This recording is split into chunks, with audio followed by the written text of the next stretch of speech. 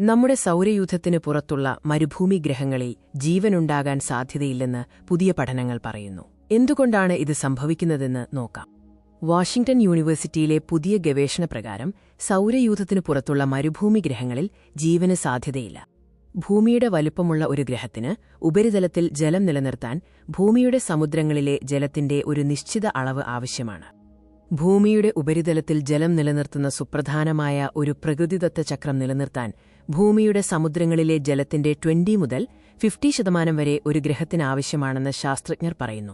ഈ ജലാംശം എന്തിനാണ് അനിവാര്യം? ഉപരിതല താപനില സ്ഥിരമായി നിലനിർത്തുന്നതിൽ ഈ ജലചക്രത്തിന് വലിയ പങ്കുണ്ട്. ജീവനുവേണ്ടിയുള്ള അന്വേഷണം വാസയോഗ്യമായ മേഖല അഥവാ ഹാബിറ്റബിൾ സോണിൽ ശ്രദ്ധ കേന്ദ്രീകരിക്കുന്നു. ഈ മേഖലയിൽ ദ്രാവകരൂപത്തിൽ ഉപരിതല ജലം നിലനിർത്താൻ കഴിയും. നമ്മുടെ സൗരയൂഥത്തിന് പുറത്ത് ആയിരക്കണക്കിന് എക്സോപ്ലാനറ്റുകൾ സ്ഥിരീകരിച്ചിട്ടുണ്ട്. ഇവയിൽ ചിലത് മാത്രമാണ് ജീവന് സാധ്യതയുള്ള സ്ഥാനാർത്ഥികൾ. ജലം അത്യാവശ്യമാണെങ്കിലും ജീവന്റെ നിലനിൽപ്പ് ഉറപ്പാക്കുന്നില്ല. അതിനാൽ ചെറിയ അളവിൽ മാത്രം ജലമുള്ള ഗ്രഹങ്ങളെയാണ് ഗവേഷകർ ഈ പഠനത്തിൽ പരിശോധിച്ചത്. വാസയോഗ്യത നിലനിർത്തുന്നത് ജിയോളജിക് കാർബൺ സൈക്കിൾ എന്ന പ്രക്രിയയെ ആശ്രയിച്ചിരിക്കുന്നു.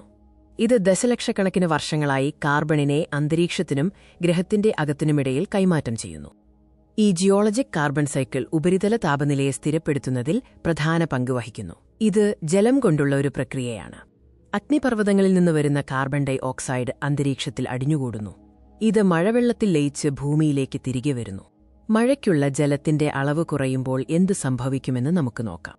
ജലം വളരെ കുറവാകുമ്പോൾ മഴ കുറയുന്നു.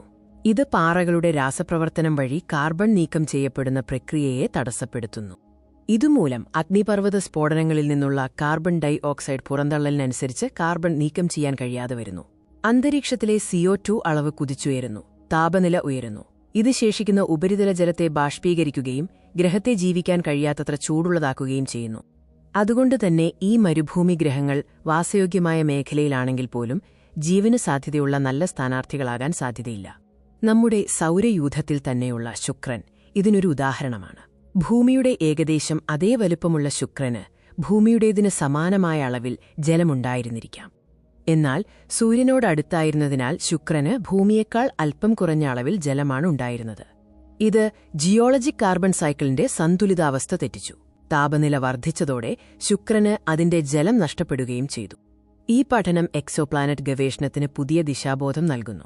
ജലത്തിന്റെ അളവ് കുറവായ ഗ്രഹങ്ങളെ ജീവന് സാധ്യതയില്ലാത്തവയായി തള്ളിക്കളയാൻ ഇത് സഹായിക്കും.